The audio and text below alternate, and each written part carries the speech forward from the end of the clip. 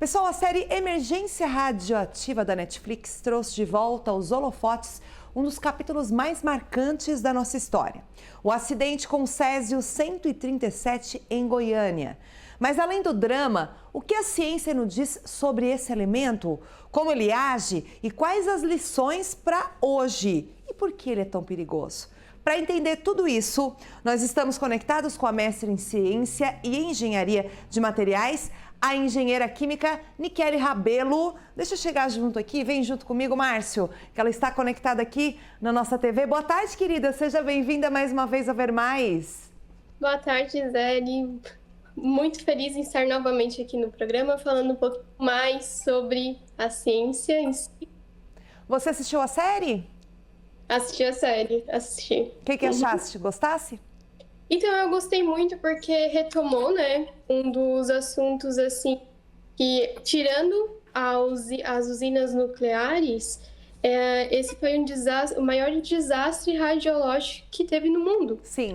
Em Goiânia. Então, assim, retomar toda essa história para muitos que não sabiam que tinha ocorrido aqui no Brasil. Sim. É muito importante porque todos começam a entender um pouquinho mais que a gente tem que ter cuidado ao manusear as coisas, né? Com certeza. Quando a gente não sabe o que é. Concordo contigo. Esse tipo de... Até os moradores de lá ficaram meio receosos, né? Criticando, mas eu acho que é sempre importante a gente trazer o assunto à tona, né? Para relembrar, para fazer com que os órgãos de segurança não esqueçam, né? Nós temos que cuidar. E você falou bem, é considerado o maior acidente radiológico do mundo, porque a gente está falando de Chernobyl, que vai completar 40 anos no final deste mês, né? É uma usina nuclear, né? Fukushima, no Japão, também uma usina nuclear, né? As bombas nucleares de Hiroshima e Nagasaki foram bombas. E nós tivemos essa situação em Goiânia, que eu recomendo o pessoal assistir para entender um pouco mais sobre esse fato histórico em si. Mas eu trouxe a Niquele por quê? Porque a gente quer entender o perigo. O que é esse Césio 137 e onde é que ele é encontrado? Então, esse Césio 137, basicamente ele... Se vocês forem assistir a série, vocês vão entender um pouquinho do contexto, como que ele foi aberto ali dentro da cápsula. Sim. Mas ele estava armazenado, né? Ele estava armazenado dentro de um local lá de radioterapia, em Goiânia. E eles fecharam o local, assim, e deixaram essa cápsula lá, esse cilindro. Esse cilindro, ele estava recoberto por chumbo, e dentro dele tinha esse Césio 137. Sim. E o que esse Césio 137 faz ali na radioterapia?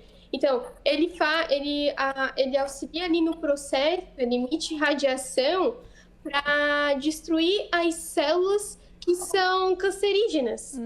Então, ele era usado para isso ali. Então, o que houve lá, né, nesse desastre? Eles pegaram, né, invadiram esse local que estava isolado, deixaram essa cápsula com esse césio lá dentro e levaram até uma mecânica. E nessa mecânica venderam, né? Porque vendiam sucatas, assim, não sabia o que tinha dentro. Aí foi se espalhando. Lá nessa mecânica foi onde que abriram, viram que tinha vários pozinhos, porque ele tá em formato ali de cloreto de césio. Sim. E daí é tipo um salzinho, assim, daí eles viram que era meio que brilhante, uma coisa meio bonita, parecia cristal. Mas, na verdade, aquilo ali emitia muita radioatividade. E o que eles estavam levando para suas casas? Porque depois o mecânico ali levou para casa dele, mostrou para a família, chamou os amigos foram lá, cada um levou um pouquinho para casa. E aquilo ali foi emitindo cada vez mais radioatividade. Mas, Oni, eu queria saber de ti o seguinte, porque isso aí é a parte da série, mas eu quero saber de ti onde é que eu encontro esse césio? Ele é um elemento químico presente na natureza? Qual é a gravidade desse pozinho, né, para a nossa vida? Então, ele é encontrado, né, ele é explorado, esse césio, tanto ele como os isótopos dele, né, esse é o mais radioativo. Daí é onde que ele é muito utilizado para para radioterapia, para... Hoje em dia não mais, hoje em dia é usado mais outros tipos, né, de elementos químicos para a parte de radioterapia, eles pararam um pouco de usar o césio. E nas usinas nucleares é utilizado muito urânio. O urânio, na verdade, o césio ele é uma parte do urânio, uma variação do urânio? Não, o césio é diferente do urânio. Isso. Mas aqui no Brasil tem tem muitas toneladas, né? Se a Angra dos Reis... É porque lá em Angra dos Reis, né, em Rio de Janeiro, tem 2 usinas nucleares, né? Tem a Angra 1, a Angra 2 e a Angra 3. Na Angra 1 e na Angra 2, eles utilizam o urânio 235 lá para fazer toda essa parte de... Eles convertem, né, lá dentro dos reatores em energia elétrica. Então, essa energia elétrica é a que abastece 3% o Brasil e 40% o estado do Rio de Janeiro.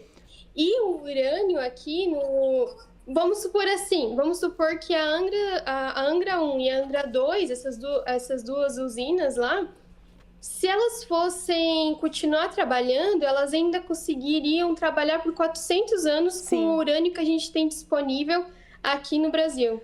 Interessante você falar isso. Por isso, né, por exemplo, assim como Chernobyl e como lá em Goiânia, que eles fizeram um mausoléu em cima, todo um esquema protetor, porque ele irradia, né? O césio, por exemplo, o urânio, lá em Chernobyl, por exemplo, em Pripyat, 100, 200, 300 anos, 400 anos, assim como ela falou, né? O césio um pouquinho menos, mas eles fizeram tudo isso porque ele fica radiando ainda, né?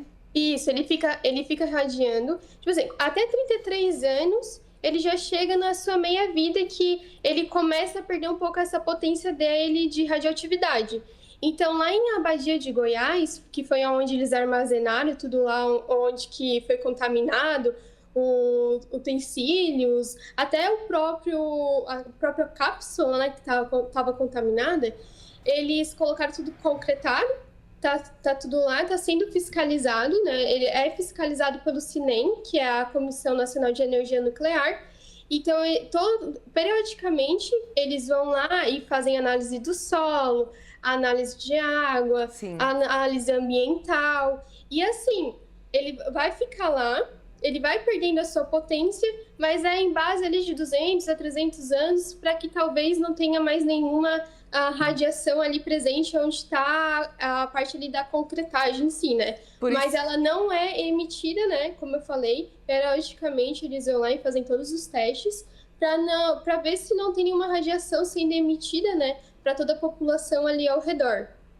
Rapidinho, por que ele absorve? Por que a gente é tão rápido, né, as consequências do nosso corpo? Se você encostar, o pessoal que vê a série encostou, né, naquele pozinho azul, né, a radiação já vai começando a ativar as nossas células. Por que ele é tão rápido assim? Não, é porque ele é altamente tóxico, esse césio 137. Então, ele começa assim, é porque daí vem pelas vias respiratórias, para você encostar, até ali na série quando ingeriram, né, porque ingeriram ele também, e ele vai meio que se somando no nosso organismo. Aí, assim, ele começa destruindo as nossas células, então vai destruindo as células, até que um ponto, ele começa num ponto que começa uma certa queimadura. E depois dessa queimadura, tu começa a ter queda de cabelo. São muitas consequências, sim. E daí ele vai destruindo todos os teus órgãos aos poucos, sabe? Sim, sim. E pode até causar, tipo, muitas pessoas que ficam expostas há muito tempo a essa radiação, pode, com o tempo, vir a desenvolver um câncer também. Com certeza. Então, tem vários relatos lá da própria população, né? Sim. Que essa população que estava mais afastada lá e que possivelmente tenha inalado um pouco, eu tava lendo um pouco sobre isso. Sim, é porque acaba todo sendo mês uma quantia em dinheiro acumulativo para ajudar essa população que teve um prejuízo. Então, todo mês o governo paga uma quantia para essas pessoas.